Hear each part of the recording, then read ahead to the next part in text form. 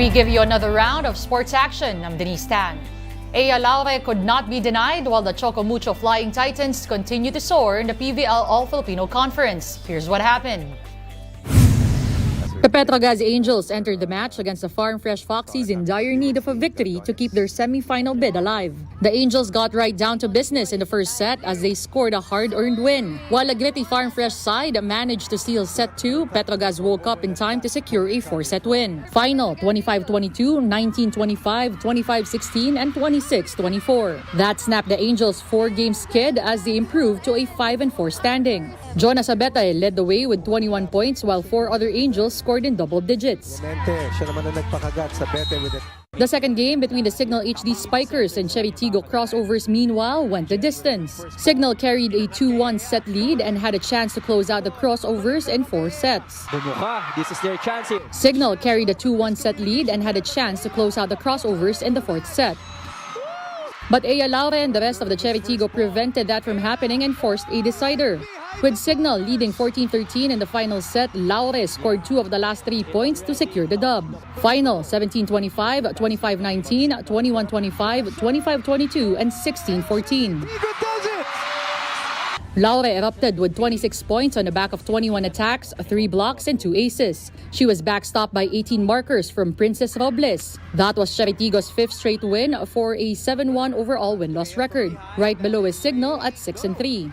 And in the last game, there's no stopping the Chocomucho Flying Titans as they dealt the F2 Logistics Cargo Movers a 4-set beating. After losing the first set, the Titans slapped F2 with a big-time payback, enabling them to take the next 3 frames. Final 19-25, 25-8, 25-17, and 25-19.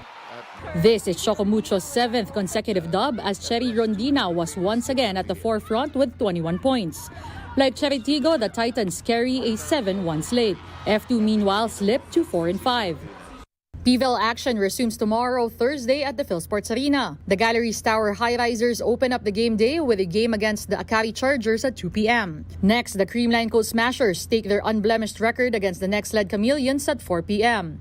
And Chocomucho jumps right back into action, this time against the PLDT High-Speed Hitters, and that's at 6 p.m. Catch those games live on One Sports, One Sports Plus, and the Pilipinas Live app. Tim Cone says he's willing to be Gilas Pilipinas' permanent coach. But a lot of factors will have to fall into place for that to happen. The 4-time PBA Coach of the Year believes the question of handling national team duties is not easily answerable by yes or no. Cone thinks that a lot has to happen in terms of planning among the PBA, Samahang Basketball ng Pilipinas, and other stakeholders. He did not give specifics. Cone took over coaching duties from Chot Reyes for the Asian Games, where the country brought home the gold after 6 decades. Gilas will next see action in February next year for the first window of the FIBA Asia Cup qualifiers. Now, here's a bit of good news for the TNT Tropang Giga fans. RR Pogoy could be back earlier than expected from his medical leave. Head coach Jolas says Pogoy showed significant recovery from myocarditis after passing several tests. This means that from the initial recovery time of 6 months, Pogoy could see action this Commissioner's Cup for TNT. Fingers crossed, Lastimosa is eyeing a return date for Pogoy of December 25. That's right in time for their Christmas Day matchup with the Barangay Ginebra Gin Kings. Lastimosa adds that Pogoy has started shooting again and is doing light workouts to get back in shape. This is a welcome development for TNT, who's dealing with the injuries of at least 4 players. This is the game on One News Now. We're taking a timeout. More sports stories coming your way in a few minutes. Stay tuned.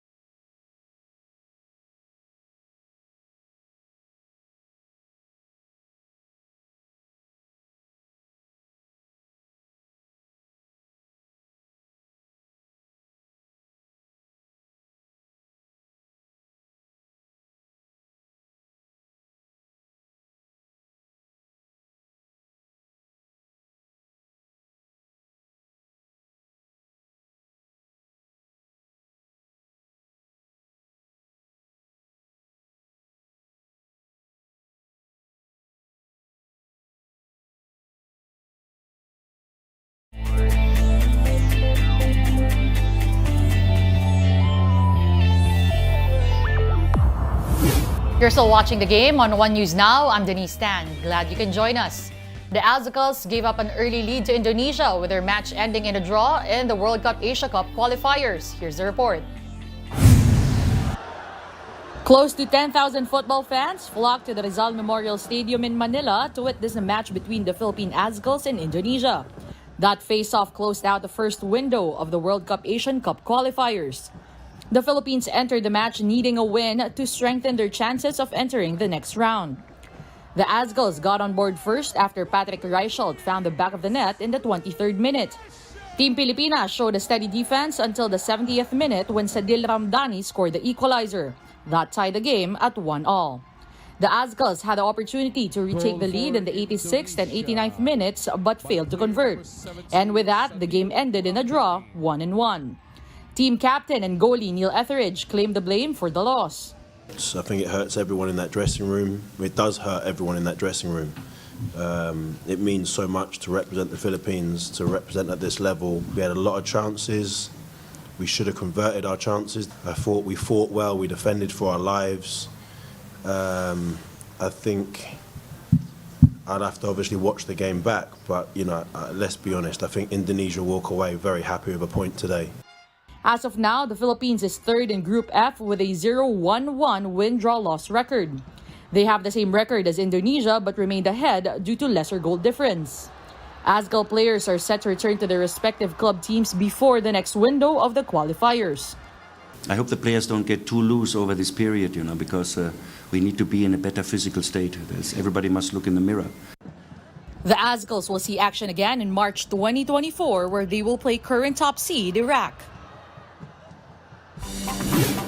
In college hoops, the Ateneo Blue Eagles keep their title defense bid alive after eliminating the Adamson Falcons in the UAAP Season 80 men's basketball tournament.